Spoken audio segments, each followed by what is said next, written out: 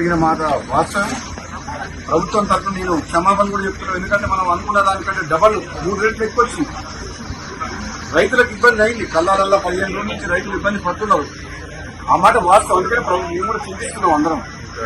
Definite గా రైతుల కోసం ఈ ప్రభుత్వం ఎప్పుడు కూడా రాత్రింబలు కష్టపడి రైతులకు అన్ని రకాలుగా సపోర్ట్ గా ఉండాలన్న ఉద్దేశంతో పనిచేస్తుంది. కాబట్టి రాబోయే 10 రోజుల్లో కంప్లీట్ గా ధాన్యం సేకరణ కంప్లీట్ చేస్తామని చెప్పి నేను కూడా మాటిస్తున్నా. ప్రత్యక్షంగా నేను కూడా ఈ గోడౌన్ హ్యాండ్ ఓవర్ చేసుకుంటానికి అధికారులతో మాట్లాడి గోడౌన్ ఓనర్ ఒప్పుకున్నా సరే బలవంతంగా నోటీస్ ఇచ్చి తీసుకోవడం జరిగింది. ఇంకొక 1,00,000 టన్నులకు తిరుమలగిరి సూర్యాపేట మండలం అక్కడ ఒకటి ఉన్నది, అది కూడా తీసుకోమని చెప్పిన ఇప్పుడు అడిషనల్ కలెక్టర్ గారితో మాట్లాడినా. వచ్చే 10 రోజుల్లో ఈ ధాన్యం సేకరణ ఎప్పుడు ఇంత ప్రాబ్లం రాలే, ఈసారి వచ్చింది ప్రాబ్లం. ఈసారి దిగుబడి ఎక్కువ రావడం వల్ల, కాబట్టి వివిధ కారణాల వల్ల ఆలస్యం అయింది.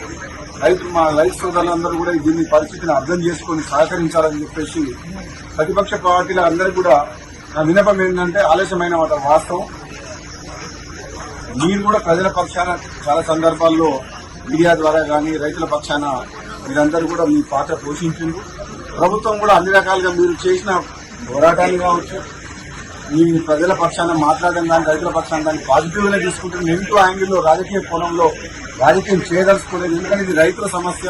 రైతులను కాపాడుకొని వాళ్లకు అండగా ఉండాల్సిన ప్రభుత్వం, ప్రతిపక్షాలు అన్ని పక్షాలు అన్ని పార్టీల వారు సహకరిస్తే నెక్స్ట్ 10 days లో కంప్లీట్ చేస్తామని చెప్పి నేను మీడియా ద్వారా రైతులకు ప్రజలందరూ కూడా తెలియజేస్తున్నాను. Thank you.